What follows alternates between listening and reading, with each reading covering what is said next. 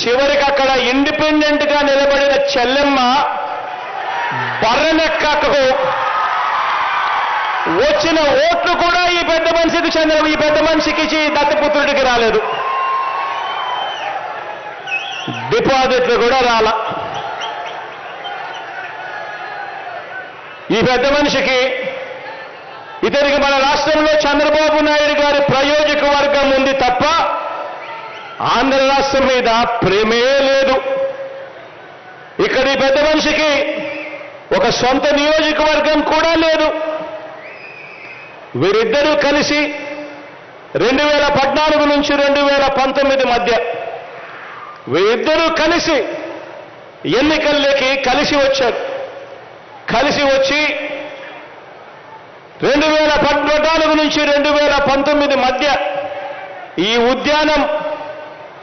ఉద్యానం ప్రాంతానికి మంచినీరు ఇవ్వటం ఎలా అని చెప్పి కనీసం ఆలోచనైనా చేశారా అంటే అది లేదు.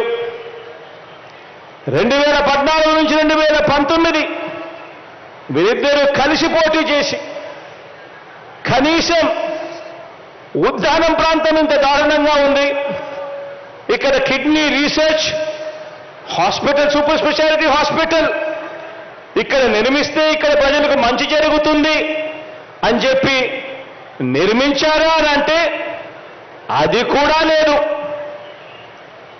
వీళ్ళు బాబు అధికారంలో ఉండగా ఉత్తరాంధ్రకు చేసిన మంచి లేదు.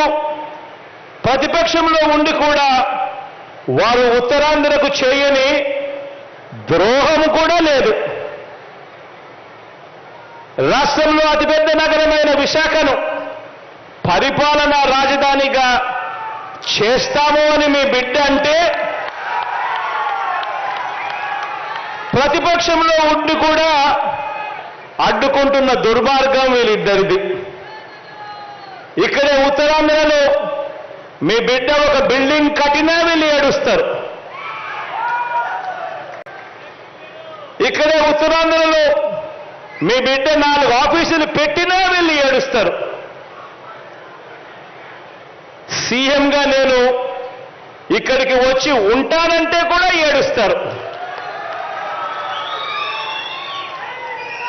ఈ ప్రాంతంలో ఇంటర్నేషనల్ ఎయిర్పోర్ట్ వస్తుంది అనంటే ఏడుస్తారు.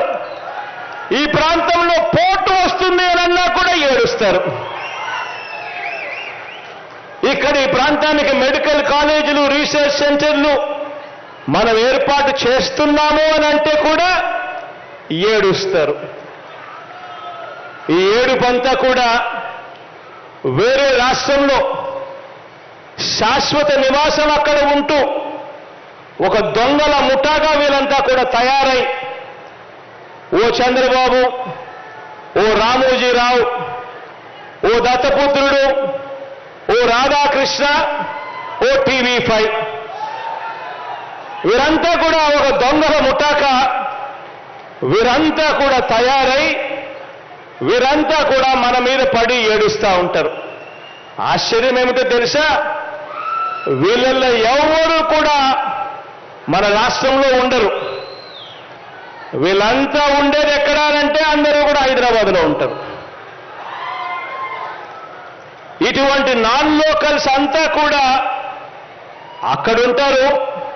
కానీ మన రాష్ట్రంలో మన ముఖ్యమంత్రి ఏం చేయాలి అని, మన ముఖ్యమంత్రి ఎక్కడ ఉండాలని, మన రాజధానులు ఎక్కడ ఉండాలి అని ఈ నాన్ లోకల్స్ వేరే రాష్ట్రంలో ఉంటూ వాళ్ళు నిర్ణయిస్తామని చెప్పి మనకు చెప్తారు. దానికి తగ్గట్టుగా ఆ ఈనాడులో పెద్ద పెద్ద అక్షరాలు రాస్తారు.